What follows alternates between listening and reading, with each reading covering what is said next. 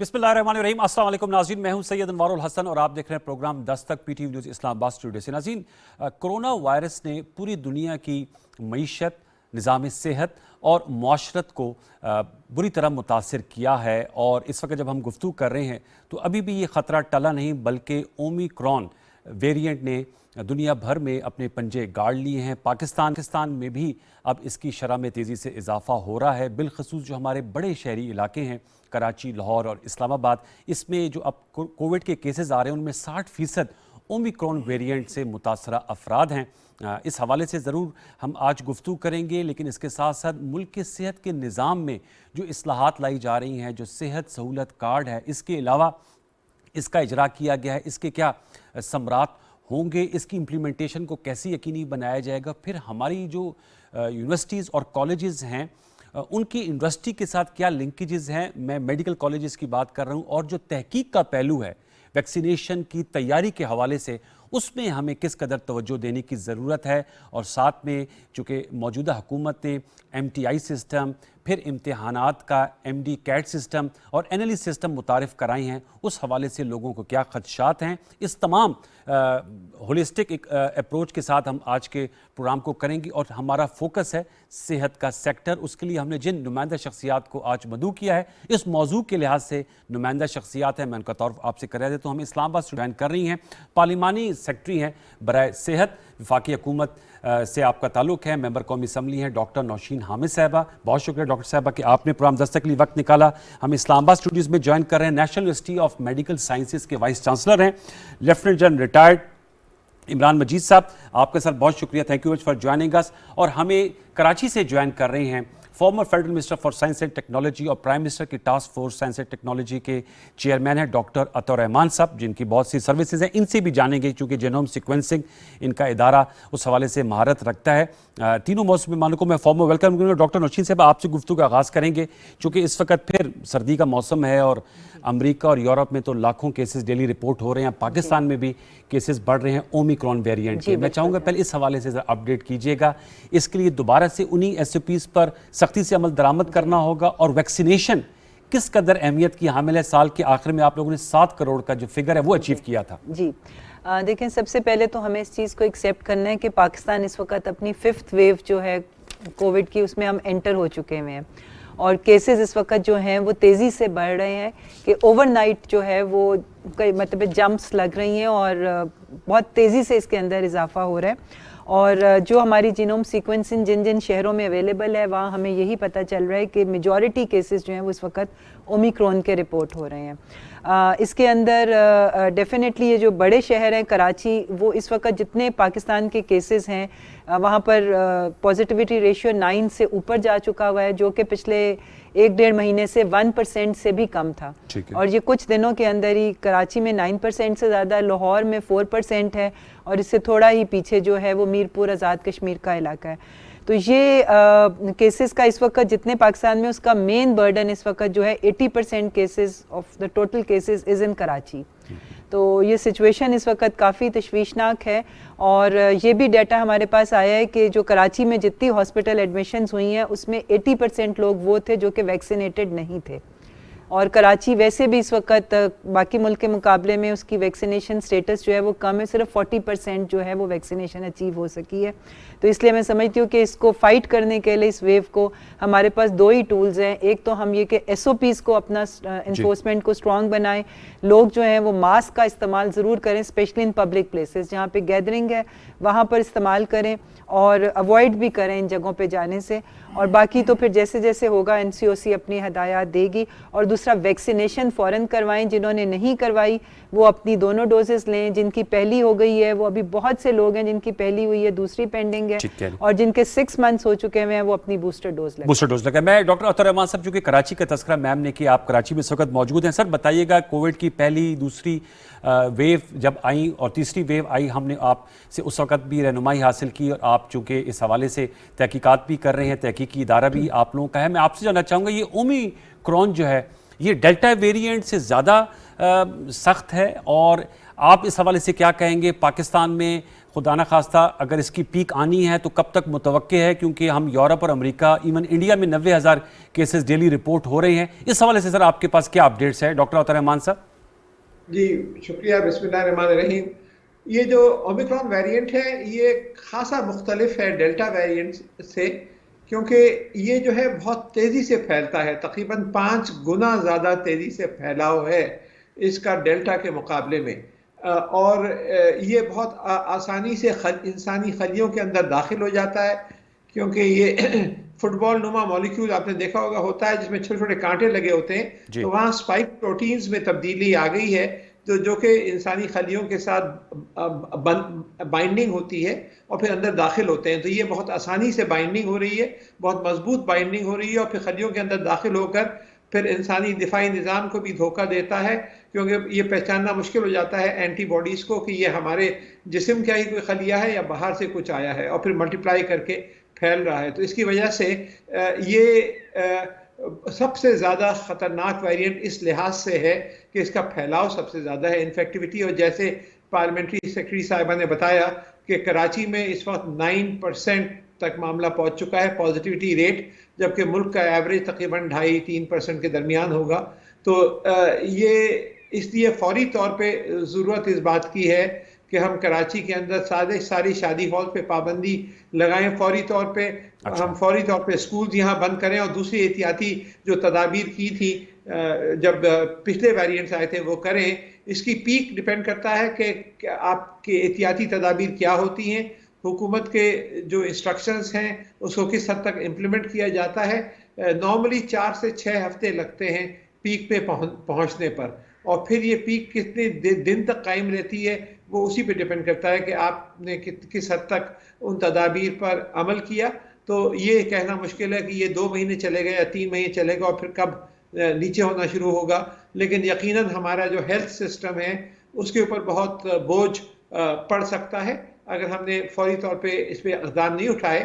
جو ہمارا سینٹر ہے کراچی میں، جمیل الرحمان سینٹر فار جینومکس ریسرچ، جس میں لیٹسٹ فیسلٹیز ہیں، اس میں ہم سیکوینسنگ روزانہ کی بنیاد پہ کر رہے ہیں کہ کہاں کہاں پہ میوٹیشنز آ رہی ہیں، تبدیلیاں آ رہی ہیں.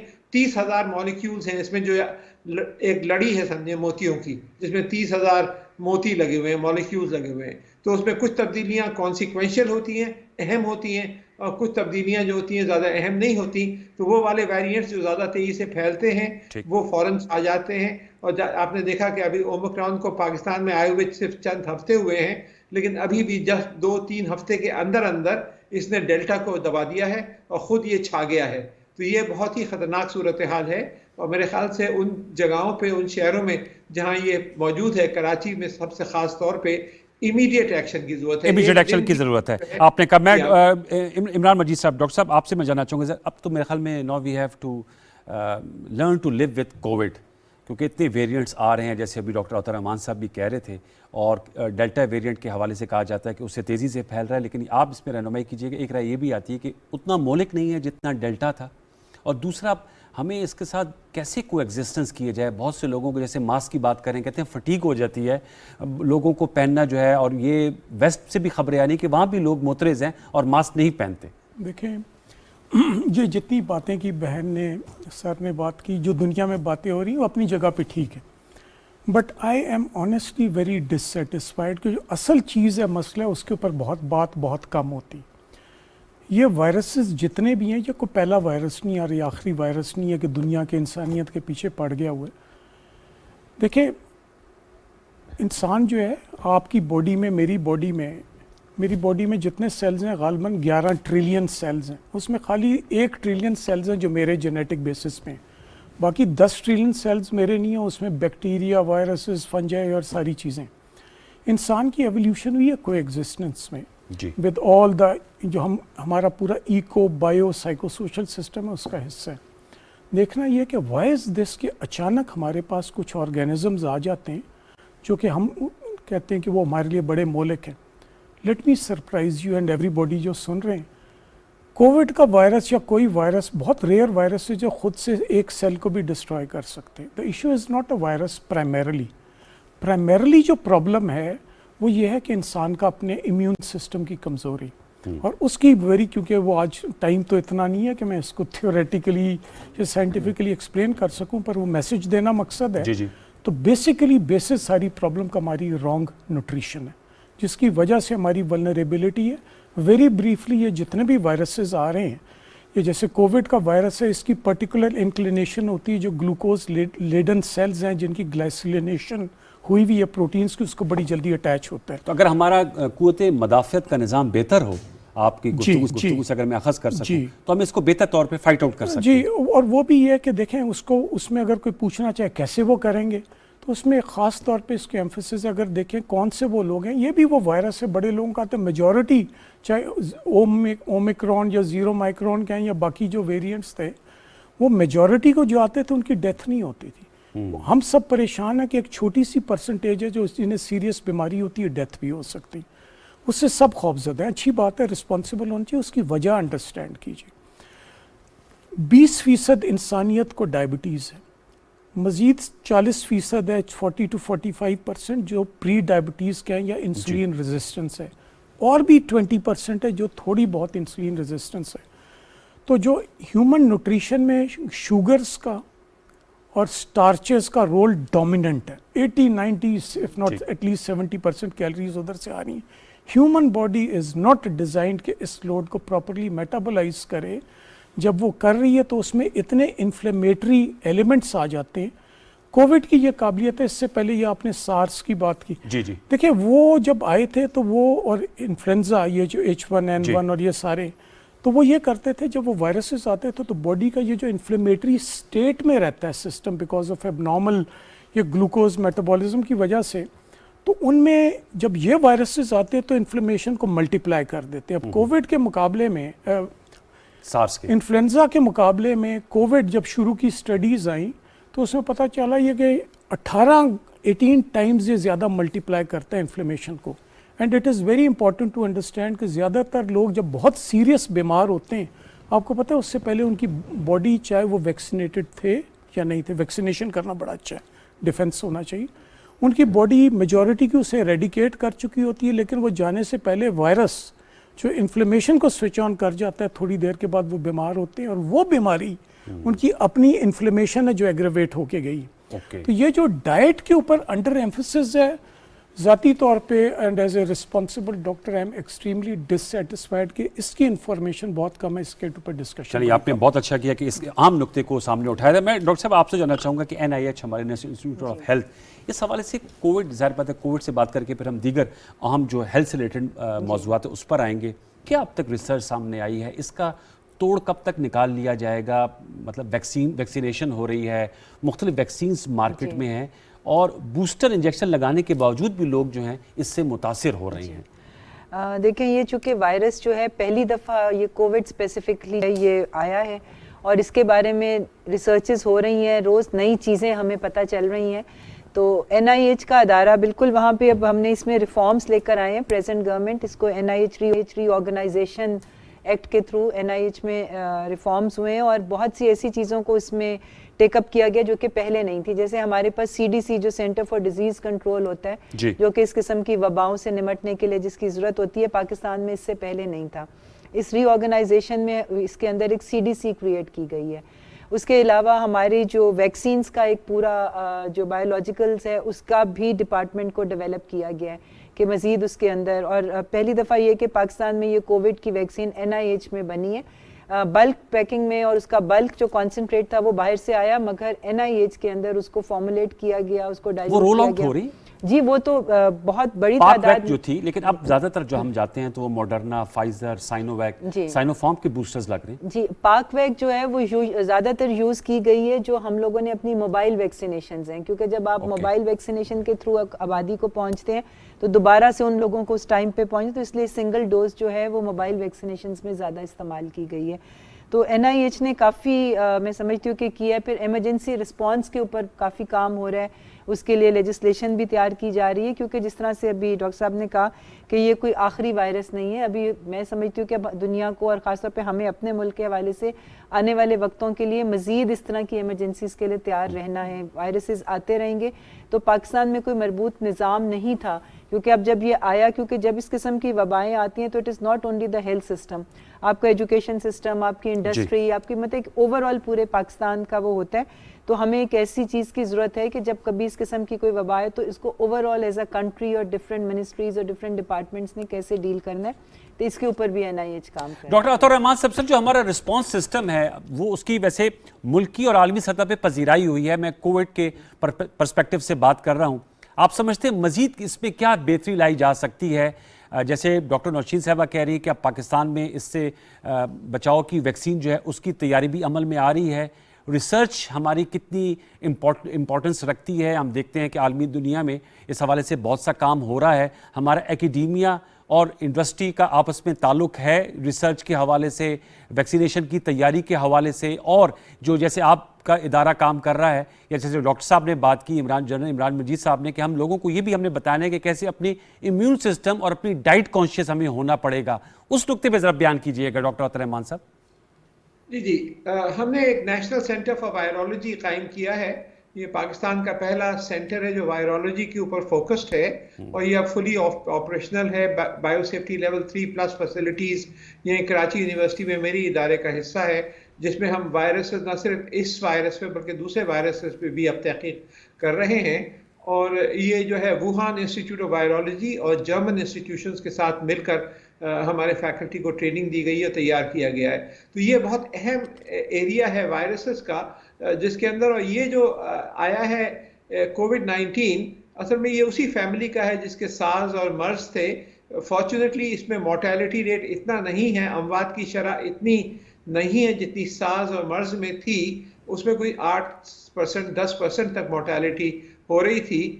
اس میں اموات کی شرح کم ہے، لیکن اس کا پھیلاؤ بہت زیادہ ہے ان کے مقابلے میں، جس کی وجہ سے اس نے دنیا کو ہلا کے رکھ دیا ہے.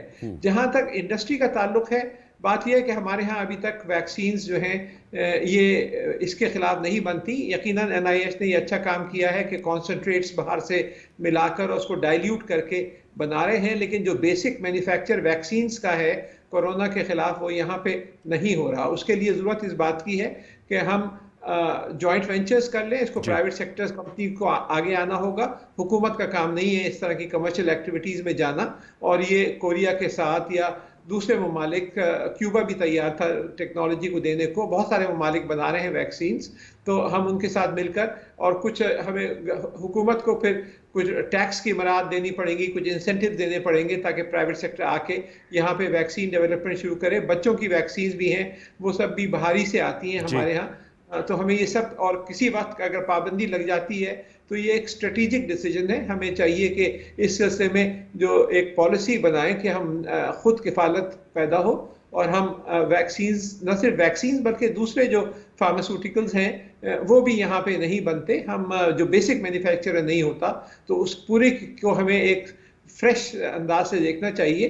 انڈیا میں 1970 ڈرگز اینڈ پیٹنٹس ایکٹ کے تحت ہندوستان نے 25 سال تک تقریباً اجازت دے دی تھی انڈین کمپنیز کو کہ وہ جو ہیں وہ اپنا باہر کے پیٹنٹس کو لے کر، وہ ایکچولی ان ایتھیکل تھا کہ وہ اس کو کاپی کریں اور خود بنانا شروع کریں. لیکن ہمیں وہ تو نہیں کرنا چاہیے. ہمیں چاہیے کہ ہم جوائنٹ وینچرز کے ساتھ شروع کریں اور پھر ریسرچ اینڈ ڈیولپمنٹ کے اندر انٹینسو انپٹس دیں، تاکہ پھر یہ پورا جو ایریا ہے R&D کا یہ ڈیولپ ہو. میں ڈاکٹر صاحب آپ سے جاننا چاہوں گا سر، چونکہ نیشنل انسٹی آف میڈیکل سائنسز کا وائس چانسلر ہے، یہ جو نقطہ ہے سر، یہ کتنے اہمیت کا حامل ہے، اور آپ کی جو یونیورسٹی ہے وہ اس سلسلے میں ان کا کوئی فوکس ہے؟ ذرا اس حوالے سے ذرا بتائیے گا. جی شکریہ. دیکھیں وہ ساری باتیں جو ڈاکٹر صاحب نے کہی میں 100% اتفاق کرتا ہوں. یونیورسٹیز کا دیکھیے پرائمری رول ہی یہ ہے کہ وہ تحقیق کریں کہ وہ نالج اور وہ ٹیکنالوجی کم از کم جو دنیا میں اویلیبل ہے، انہوں نے اپنے روٹین کا حصہ بنا لیا ہوا ہے اس کو، نارمس کا، وہ کم از کم ہم اس کو کیسے ٹرانسفر کریں. تو وہ کرنا یونیورسٹیز کا فرض ہے. کم از کم جسے ہم کہہ رہے ہیں کہ کم از کم وہ emulation, knowledge is open source. وہ ٹیکنالوجی، ہر کوئی ٹیکنالوجی ٹرانسفر نہیں کرتا، لیکن اس کو بہت سے اچھے سائنسدان جو باہر ٹرینڈ ہوتے ہیں تو they can develop their own mechanisms and produce substances to the same degree of specifications and purity, اور وہ سارا کچھ کیا جا سکتا ہے. یہ یونیورسٹیز کا رول ہے. بالکل صحیح بات ڈاکٹر صاحب نے بھی فرمایا کہ یہ سرکار کو نا ہم ہمیشہ بلیم دیا کریں اور ان کا کام نہیں, یہ پرائیویٹ سیکٹر کی پذیرائی کرنی چاہیے, اور یونیورسٹی کا ایکیڈیمیا اور انڈسٹری لنکیجز. حکومت تو چاہتی ہے, ہر حکومت جو بھی ہے وہ بہتری چاہتی ہے اور وہ یقیناً اس سے کی سپورٹیو کنڈیوسیو پالیسیز بنانا چاہے گی, لیکن یہ جو ایک انڈیور ہونے کی ضرورت ہے وہ لنکیج بٹوین ایکیڈیمیا اینڈ انڈسٹری. تو آپ نے میرے سے ڈائریکٹلی میری یونیورسٹی کے معاونت سے پوچھا, تو ہم نے اپنی ٹاسک فورسز بنائی ہیں, ایکشن فورسز کہنا چاہیے. وہ ایک اور ایک ہوتا ہے office of research innovation and commercialisation, تو اس کو ایکٹیویٹ یوں کیا ہے کہ پرائرٹی ایریاز امنگسٹ ادرس 3 کو بڑا کیا ہے کہ اس میں ہر ایک جو بھی لیڈنگ اینٹیز ہیں ویدر ایکیڈیمیا, انڈسٹری اور پالیسی میکنگ کی نیشنلی اور انٹرنیشنلی, ان کو ہم مدعو کر کے ان کے ساتھ بڑی انٹینس ڈسکشن میں ہیں. اور وہ یہ ہے کہ وہ نیوٹریشن جو پہلا ایشو ہے, ویکسینز, اور یہ جو ڈاکٹر صاحب نے کہا کہ فارماسیوٹیکل ایجنٹس, جو کم از کم ہمارے پاس امپورٹ سبسٹیوشن بھی ہو, انڈیجنائزیشن بھی ہو. ویکسینز کے حوالے سے انڈیجنائزیشن اس لیے بھی اہمیت رکھتی ہے کہ دیکھیں ہر جگہ رسپانس ایتھنک اور ہر جگہ کا جغرافیکلی پاپولیشنز کا بھی ڈفرینٹ ہو سکتا ہے, میوٹیشنز بھی ہر جگہ پہ بڑی ڈفرینٹ ہوتی. پاکستان بہت بڑی پاپولیشن ہے, بہت چھوٹے ایریا میں بڑی پاپولیشن ڈینسٹی ہے. اس کا مطلب ہے فریکوینسی ٹرانسمیشن کی ایک سے دوسرے کو بڑی جلدی ہو سکتی, اور ہر چند ٹرانسمیشنز کے بعد میوٹیشن کے چانسز آتے ہیں. تو پریکٹیکلی بہت سے ویکسینز یہاں پہ ہی بننے چاہیے, اور وہ ہر سال پروبیبلی ہر 2 سال کے بعد اس کا نیا وہ ورشن آ جانی چاہیے. تو ہم اپنی پوری کوشش کر رہے ہیں اپنی رسپانسبلٹی نبھانے کی. اس سلسلے میں ہمارا ایک institute of advance studies and research, بہت شکریہ حکومت کا, پلاننگ کمیشن کہ وہ اپروو ہوا, اس کو ہم کنسٹرکٹ کر رہے ہیں اسلام آباد میں, اور انشاءاللہ اگلے ورشن میں اس کا جو بڑا اسلام آباد میں ایک I-17 میں میڈیکل سٹی انشاءاللہ بننے جائے گی, تو اس میں ایک بڑا وہ بیونڈ اسکوپ آف ٹوڈیز کہ وہ میں بتاؤں کہ اس کو انشاءاللہ کہاں پہ, اور یہ اس میں یہ ساری چیزیں انشاءاللہ انڈیجنائز کریں گے. اور انشاءاللہ جب ہماری یونیورسٹی کرے گی تو اس کو ہمارے ساتھ جو ہم پائلٹ کر رہے ہوں گے باقی بھی یونیورسٹیز یہ کریں گی, اور ہماری سخت کوشش ہے کہ انشاءاللہ انڈسٹری کے ساتھ. وہ بات صحیح ہے کہ اس میں دیکھیں گلوبلی بڑی مونوپولی ہے, بڑے جائنٹس ہیں جو کہ اس کو کنٹرول کرتے ہیں. تو کہتے ہیں کہ وہ کنٹرول کرتے ہیں, گیوی کے تھرو آتی, پر ساری ویکسینز گیوی کی نہیں ہے. لیکن دیکھیں نا ہر جگہ ہر ایک سے الجھنا بھی نہیں ہوتا. There are so many uncovered areas. ہمارے پاس وہ نالج ٹیکنالوجی آ جائے, بہت سے ایریاز جس میں بگ پلیئرز نہیں ہیں, پر ہماری ضرورت ہے وہ ویکسینز بنائیں. بائی دا وے الحمدللہ ہم نے وہ اپنی ٹیم ساری of the relevant scientist and all the technologies, and there is الحمدللہ now technology including gene editing, culture cell. تو وہ آ جائے کہ وہ وقت دور نہیں جب اپنی ویکسین انشاءاللہ بنا رہے ہوں گے. ٹائم اور سب لوگ ہم سب بڑے کانشیس ہیں, تو انشاءاللہ یہ شروع ہوگا. ٹھیک ہے ڈاکٹر صاحب, میں تھوڑا صاحب سے جاننا چاہوں گا صحت سہولت کارڈ کے حوالے سے, چونکہ حکومت پاکستان کا فلیگ شپ پروگرام ہے. پرائم منسٹر عمران خان صاحب جو ہیں وہ ہر تقریر میں کہتے ہیں کہ صحت جو ایک یونیورسل ہیلتھ کوریج جو ہے وہ ویسٹ میں بھی نہیں ہے, لیکن آپ لوگ ہر فیملی کو 10 لاکھ روپے جو ہے اس کی ہیلتھ کوریج دیں گے. بتائیں گی اب پنجاب میں ایک آپ لوگوں نے ایمبیشیس ٹارگٹ رکھا ہے, رواں سال مارچ میں 3 کروڑ گھرانوں کو دے دیا جائے گا کارڈ. اس کی ٹائم لائن پہ عمل ہو جائے گا امپلیمنٹیشن میں؟ کیونکہ ہمارے یہاں پرابلم یہ ہے, آپ تو خود بھی ماشاءاللہ پبلک آفس ہولڈر ہیں, کہ عزم کا اظہار ہوتا ہے لیکن امپلیمنٹیشن میں مسائل آ جاتے ہیں. جی دیکھیں, پہلے انیشلی جب یہ پروگرام شروع ہوا تھا تو اس میں ٹارگیٹڈ تھا کہ ہم نے جو بلو پاورٹی لائن جو لو فیملیز تھیں ان کو دینا تھا. تو اس میں ظاہر ہے وہ ڈیٹا کلیکشن میں اور سب لوگوں تک پہنچنے میں, رائٹ پیپل تک پہنچنے میں تھوڑا سا ٹائم لگ رہا تھا.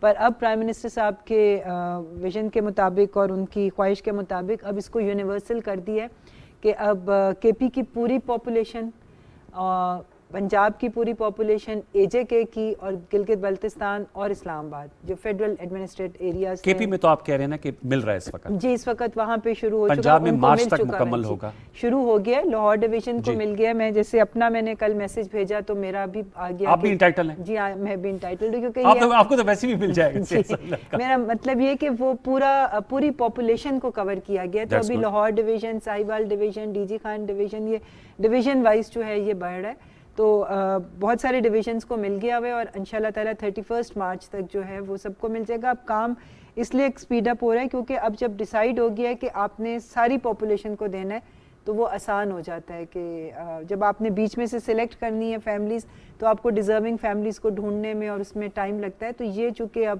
سب کو ملنا ہے. جس کے پاس پنجاب کا آئی ڈی کارڈ ہے وہ اس کا اہل ہو اور یہ جائے. فائنینشلی وائبل اسکیم ہے آپ لوگوں کی؟ کیونکہ اس کے لیے تو آپ کو 400 ارب روپے کے قریب چاہیے پنجاب پہ اگر سے صرف بات کریں تو. دیکھیں یہ ابھی فی الحال جو ہے یہ صرف ہاسپٹلائزیشنز کے لیے محدود ہے کہ یہ کارڈ صرف تب استعمال ہوگا اگر آپ کو کسی قسم کی بھی ہاسپٹلائزیشن کی ضرورت ہے, کوئی سرجری ہے یا کوئی ایسی بیماری ہے جس کے لیے آپ کو ہاسپٹل میں ایڈمٹ ہونا پڑتا ہے اور رہنا پڑتا ہے.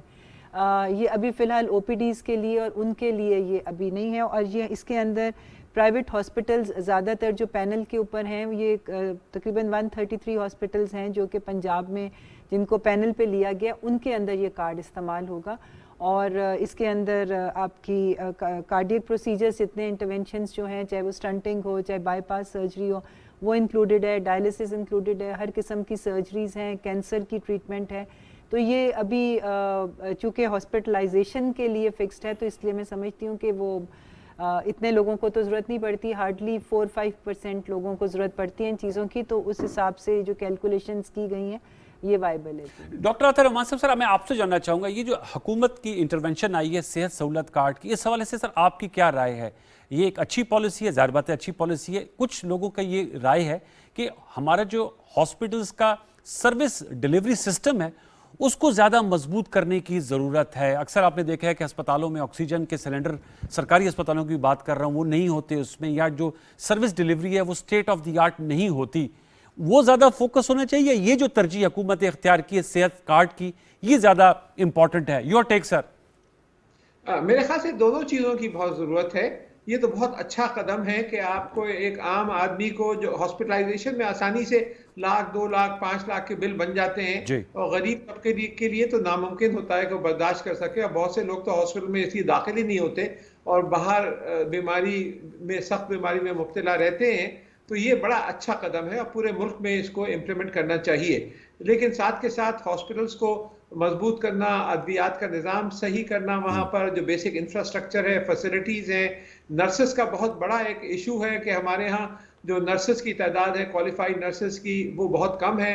ڈاکٹرز کے مقابلے میں جو ریشیو ہونا چاہیے 3 یا 4 نرسز ہونی چاہیے ہر ڈاکٹر پر, پاکستان میں اس سے الٹ معاملہ ہے کہ ڈاکٹر زیادہ ہیں, نرسز کم ہیں. تو ان سب چیزوں کو دیکھنا پڑے گا.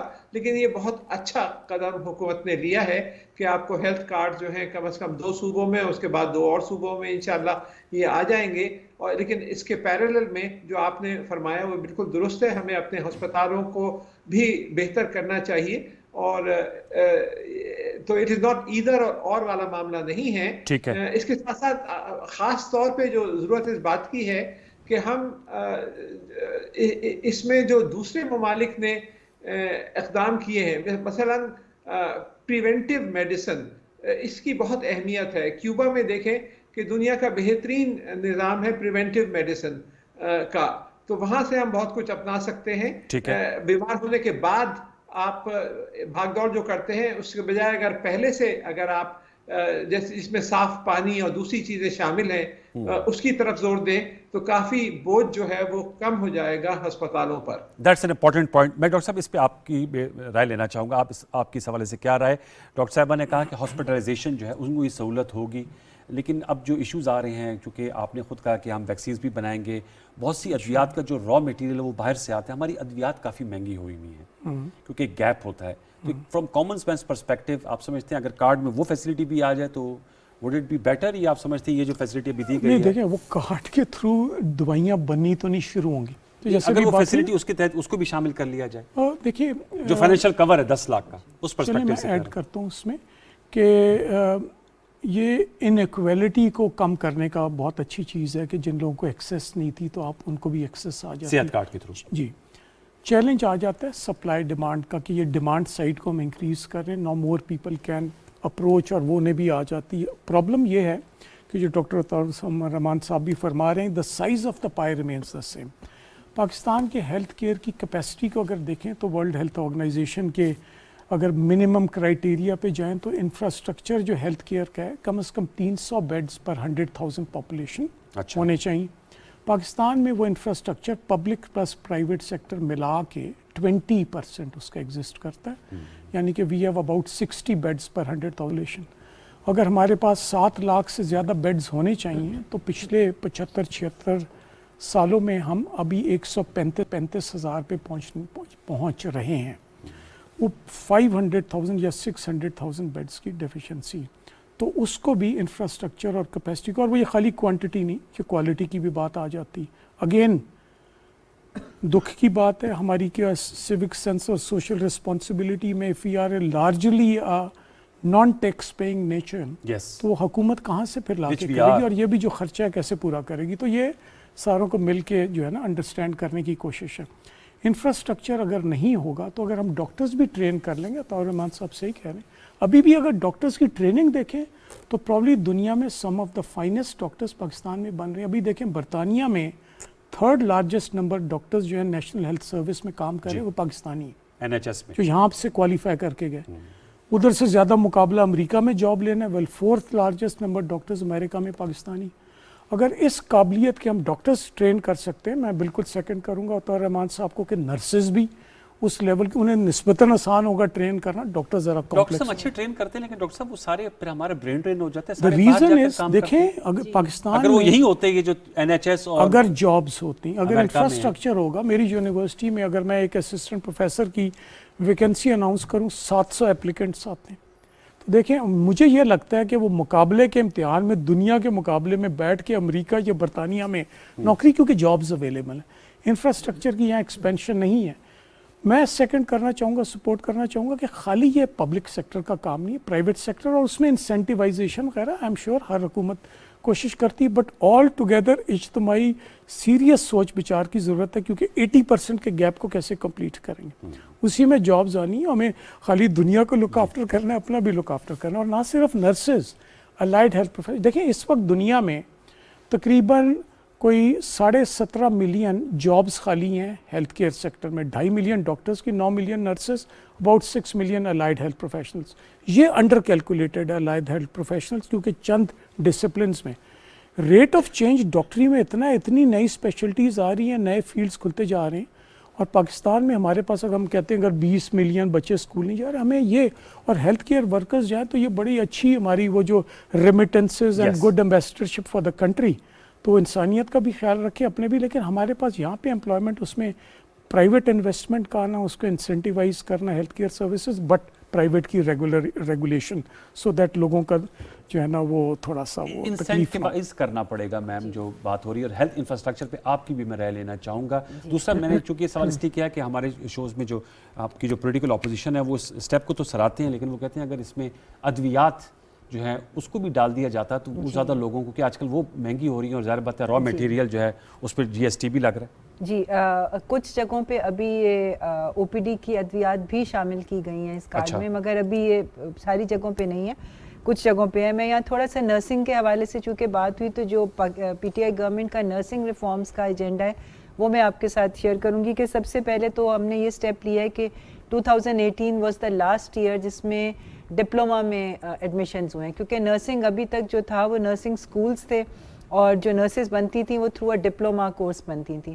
تو اب 2018 کے بعد سے ڈپلوما کو فیز آؤٹ کیا جا رہا ہے, اور اب جو ہے وہ ہماری BSN یعنی کہ BSc نرسنگ شروع کی گئی ہے. اور وہ پہلے میٹرک کے بعد ایڈمیشن ہوتا تھا, اب انٹر کے بعد ایڈمیشن ہوگا. تو ایک تو نرسنگ کی کوالٹی کو امپروو کرنے کے لیے نرسنگ سکولز کو نرسنگ کالجز میں کنورٹ کیا ہے, اور اب جو ڈگری ہوگی وہ ان کے پاس BSc کی ڈگری ہوگی. اور جن لوگوں نے پہلے ڈپلوما کیا گیا ہے, یہ ڈگری 4 ایئرس کی ہے, جنہوں نے پہلے کیا ان کو 2 ایئرس کی ایڈیشنل پڑھائی کے ساتھ ان کو پوسٹ RN یعنی کہ ان کو بھی وہ ڈگری جو ہے BSc والی مل جائے گی. نرسنگ کی ریفارمز کے لیے پاکستان نرسنگ کونسل کی جو ہے وہ پوری ری آرگنائزیشن کی جا رہی ہے.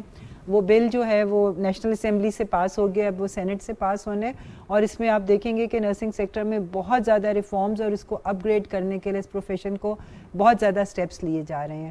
تو نرسنگ یونیورسٹی جو ہے وہ اسلام آباد میں, چونکہ ابھی تک پبلک سیکٹر میں کوئی نرسنگ یونیورسٹی پاکستان میں نہیں ہے, تو چک شہزاد میں زمین ایکوائر کر لی گئی ہے, اور بحرین کی گورنمنٹ کے تعاون سے انشاءاللہ تعالی پہلی پبلک سیکٹر نرسنگ یونیورسٹی جو ہے وہ یہاں پر شروع. اچھا, یہ جو کیونکہ آپ نے کہ یہ ہاسپٹلائزیشن کی فیسلٹی ہے, جو جیسے ڈاکٹر عطا الرحمان صاحب اور ڈاکٹر عمران صاحب کہہ رہے ہیں کہ ہمارے یہاں جو ہیلتھ انفراسٹرکچر ہے اس کو کیسے میڈم کھڑا کیا جا سکتا ہے؟ اس پہ آپ لوگوں کی کیا ویژن ہے؟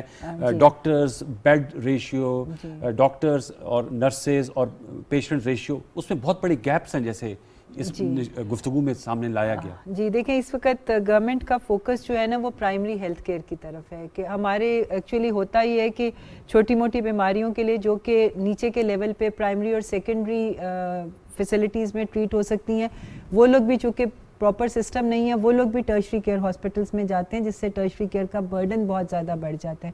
تو اب جو ہمارے بیسک ہیلتھ یونٹس ہیں ان کو، جیسے اسلام آباد کا میں آپ کو بتا سکتی ہوں کہ ان ساروں کو اپ گریڈ کیا گیا ہے. ان کے ساتھ MC H سینٹر جو مدر چائلڈ ہیلتھ فیسلٹی ہے وہ اس میں ایڈ کی گئی ہے، تاکہ وہ جو ڈیلیوریز وغیرہ جن کے لیے جو پرابلم آتی تھی وہ اب آپ کو وہاں پر، کیونکہ ہر یونین کاؤنسل میں ایک BHU ہوتا ہے، تو یہاں پر ان کو اپ گریڈ کیا گیا. رورل ہیلتھ سینٹرز جو ہیں ان کو اپ گریڈ کیا گیا. تو یہ ماڈل انشاءاللہ تعالیٰ پنجاب میں بھی ڈاکٹر یاسمین راشد نے بہت سارے BHUs کو اپ گریڈ کیا ہے. تو ہمارا کوشش یہی ہے کہ پرائمری اور سیکنڈری ہیلتھ کیئر فیسلٹیز کو بڑھایا جائے تاکہ یہ جو ٹرشری کیئر کے ہاسپٹلس ہیں ان کے اوپر برڈن کم ہو. میں ڈاکٹر عطا صاحب آپ کے پاس آتا ہوں، لیکن ڈاکٹر عمران صاحب آپ سے ضرور میں سر جاننا چاہوں گا، چونکہ آپ یونیورسٹی کے وائس چانسلر ہیں. یہ سر جو امتحانات، جو MD CAT سسٹم ہے، NLE سسٹم ہے، اس کے بارے میں آپ کی کیا رائے ہے؟ اور یہاں کیوں کر ہم نے دیکھا ہے کہ ڈاکٹرز کمیونٹی میں شدید ریزرویشنز پائی جاتی ہیں اس حوالے سے؟ دو ڈفرینٹ چیزیں. NLE جو ہے یہ تو نیشنل لائسنسنگ ایگزامینیشن، پہلے ہوتا تھا کہ پاکستان میڈیکل ڈینٹل کونسل تھی تو یہی امتحان NEB ایگزام کے نام سے، یعنی کہ جو باہر کے گریجویٹس ہیں جو کہ مختلف قسم کے سسٹمز میں پڑھے ہیں، پاکستان میں جاب کریں، ساری دنیا میں ایسا ہوتا ہے، تو ایک لائسنسنگ ایگزام لیں ود دا ریگولیٹری باڈی اور کوالیفائی کرتے ہیں، انہیں لائسنس مل جاتا ہے، رجسٹر ہو جاتے ہیں PMDC، they become registered medical practitioners, job کر سکتے ہیں، خود سے کام کر سکتے ہیں. صحیح چیز.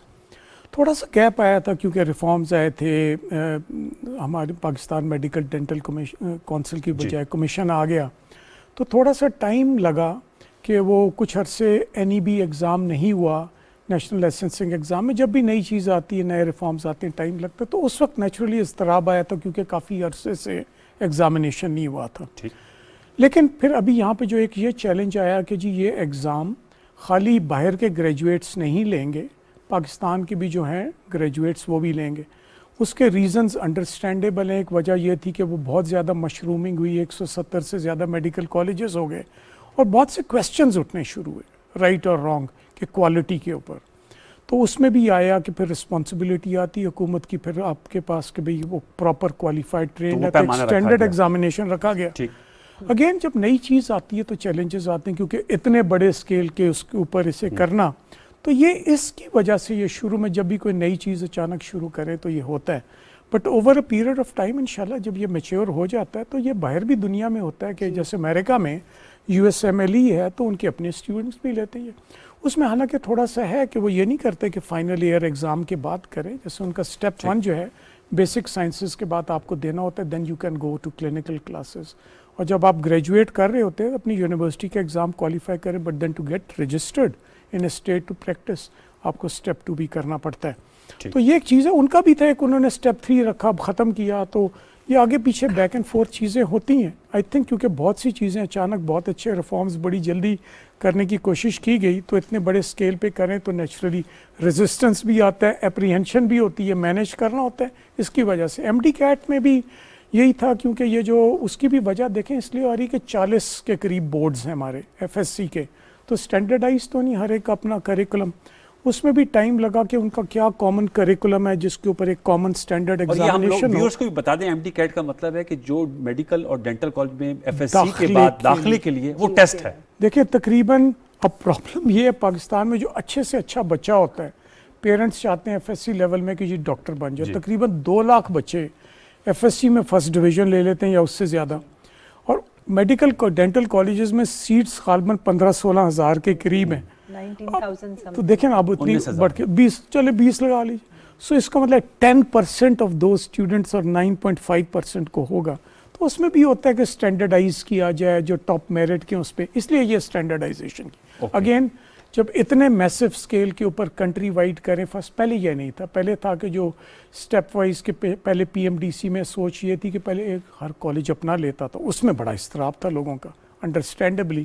پھر پروونشل لیول پہ ہوا और यही था कि कुछ साल प्रोविंशियल लेवल पे चले, फिर एक नेशनल, अब ये नेशनल लेवल पे इकट्ठा कॉमन करिकुलम पे अंडरस्टैंडेबली बहुत बड़ा चैलेंज था। अभी हुआ है, पहली दफ़ा हुआ है, बहुत जल्दी बहुत क्रिटिसाइज नहीं करना चाहिए, क्योंकि इसके अंदर बेसिक सोच अगर इतनी अच्छी है तो बहुत सी चीज़ों को मैच्योर होने में टाइम लगता है और मैडम लेकिन जी इंसाफ हो जाता है। जी चलते चलते MTI के हवाले से ज़रूर बताइएगा, क्योंकि खैबर पख्तूनख्वा में तो आपने इसको इंट्रोड्यूस कराया, उसके अच्छे नताइज निकले जो इस्लामाबाद में आप लोग मेडिकल टीचिंग इंस्टीट्यूट रिफॉर्म्स लेकर आ रहे हैं। जी बिल्कुल, देखें हॉस्पिटल्स का ये है कि जब वो मिनिस्ट्री पे डिपेंडेंट होते हैं या तो वो आपके डिसीजन मेकिंग जो होती है और जो उसकी एडमिनिस्ट्रेशन है वो बहुत ज़्यादा इफेक्ट होती है। लेकिन जो डॉक्टर स्टेक होल्डर्स हैं उनकी राय भी ली जाती है जब इस तरह की रिफॉर्म जी बिल्कुल, प्रोसेस लेकर आए जाते हैं। जो इस्लामाबाद में पिम्स का जो अभी MTI आया है उसके अंदर उनके अपने पिम्स के सारे सीनियर डॉक्टर्स बैठे थे, उनका इनपुट लिया गया था और उनकी जो कुछ तहफ़्फ़ुज़ात थे या उनकी कुछ रिक्वायरमेंट्स थी वो उसके अंदर इनकॉर्पोरेट की गई थी। पर मैं समझती हूँ कि इन इंस्टीट्यूशंस को ऑटोनमस करना बहुत ज़रूरी है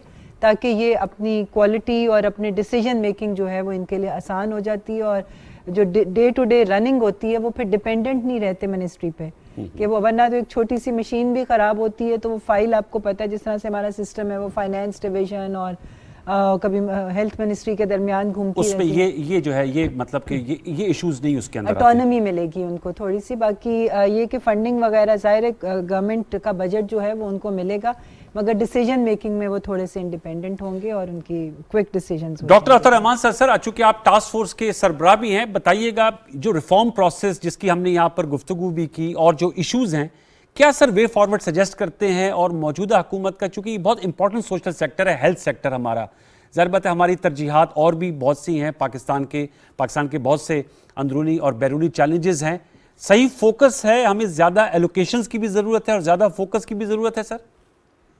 जी बिल्कुल, इसमें 2-3 चीज़ें मैं कहना चाहूँगा। नंबर 1, पाकिस्तान में अब एक बहुत बड़ा और अच्छा कदम जो हुआ है वो गैर मुल्की यूनिवर्सिटीज़ का क़याम, जो कि मैंने ही इनिशिएट किया है, और पाकिस्तान ऑस्ट्रियन यूनिवर्सिटी जो है उसने फंक्शन करना शुरू कर दिया है। ये इस्लामाबाद से 40 मील दूर है। उसमें 8 गैर मुल्की यूनिवर्सिटीज़ इन्वॉल्व हैं, 3 ऑस्ट्रिया की और 5 चाइना की, जो अल्टीमेटली अपनी डिग्रीज देंगी, और this will be a sharp jump in quality, क्योंकि आपको उनके स्टैंडर्ड्स को मीट करना होगा। और इसी तरह की यूनिवर्सिटी अब सियालकोट में बन रही है और इस्लामाबाद में PM हाउस के पीछे और कुरी रोड पे 220 एकड़ ज़मीन भी हमने इस्लामाबाद में दी है। तो ये एक पूरा network of international universities with international quality assurance, और उससे आपको एक शार्प बूस्ट मिलेगा। दूसरे जो है, प्राइम मिनिस्टर ने जो नॉलेज इकोनॉमी टास्क फोर्स कायम किया था, जिसके वो खुद चेयरमैन है, प्राइम मिनिस्टर, और मैं वाइस चेयरमैन हूँ, और कई फेडरल मिनिस्टर्स इसके मेंबर्स हैं।